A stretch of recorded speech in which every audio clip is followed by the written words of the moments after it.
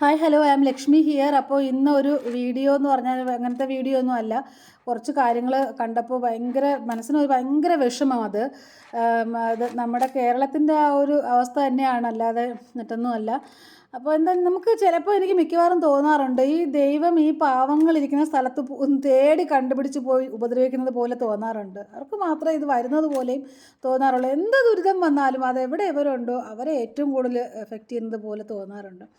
പക്ഷേ എന്തൊക്കെ വന്നാലും എങ്ങനെയൊക്കെ വന്നാലും നമ്മുടെ കേരളം ഇത്രയും ഒത്തൊരുമയുള്ള ഒരു നാട് കേട്ടോ വേറെ ഇല്ല.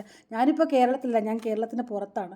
എന്നാൽ പോലും നമ്മൾ ഈ വിഷമകരമായ വാർത്തകൾ ഇങ്ങനെ കണ്ടുകൊണ്ടിരിക്കുമ്പോൾ ആ ആൾക്കാരുടെ ആ ഒരു യോജിപ്പ് അതും കൂടെ ഇല്ലെങ്കിലുള്ള അവസ്ഥയൊന്ന് ആലോചിച്ച് നോക്കി. അത് നമ്മുടെ കേരളത്തിന് മാത്രം സ്വന്തമാണ് കേട്ടോ, വേറെ ആർക്കും സ്വന്തമല്ല. നമ്മുടെ മലയാളികൾക്ക് മാത്രം സ്വന്തമാണ് ഈ ഒരു ഒത്തുചേരലും കൂട്ടായ്മയും. അവിടെ പണക്കാരനെന്നോ പാവപ്പെട്ടവനെന്നോ ഒരു വ്യത്യാസമില്ല. പണക്കാരുടെ കയ്യിൽ കാശുണ്ടാവട്ടെ, അവരുടെ കയ്യിൽ കാശുള്ളത് കൊണ്ടല്ലേ ഇതുപോലുള്ള കാര്യങ്ങൾ വരുമ്പോൾ ഒരു വലിയ വലിയ തുകകൾ തന്ന് അവർക്ക് സഹായിക്കാൻ പറ്റുന്നത്. സഹായിക്കാൻ പറ്റാത്തവർ വേണ്ട, അവരവരുടെ പണവും വെച്ചിട്ട് അവിടെ ഇരിക്കട്ടെ. ഇതുപോലെയൊക്കെ തന്നെയാണ് അവസ്ഥകൾ.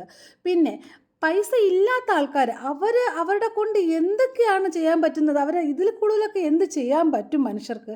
പോയ മനുഷ്യരുടെ ജീവൻ പോയി, പക്ഷേ ജീവിച്ചിരിക്കുന്ന ആൾക്കാർക്ക് വേണ്ടിയിട്ട് നമ്മൾ ഈ ഒത്തുകൂടി ഇങ്ങനെ ഈ പ്രവർത്തിക്കുന്ന അത് കേരളത്തിൻ്റെ എനിക്ക് അത്ര പറഞ്ഞിട്ട് അങ്ങോട്ട് മതിയാവില്ല കേട്ടോ. നമ്മളെ മലയാളികളുടെ മാത്രം സ്വന്തമാണത്. അപ്പോൾ അത് ദൂരത്തിരുന്ന്, നമ്മളിപ്പോൾ ഒരു പ്രവാസിയാണ് ഞാൻ, ദൂരത്തിരുന്ന് അത് കാണുമ്പോൾ എനിക്കെന്തോ അത് അത്രയും മാത്രം എനിക്ക് അങ്ങോട്ട് എൻ്റെ മനസ്സിന് അത്രയും സന്തോഷമാണ്. കാര്യമെന്ന് വെച്ചാൽ ഇത്രയും ഇതായിട്ട് നിന്ന് അവരെ സഹായിക്കാൻ നമ്മളെ മലയാളികൾക്കല്ലേ കഴിയൂ, അല്ലേ? അപ്പോൾ താങ്ക് യു സോ മച്ച്.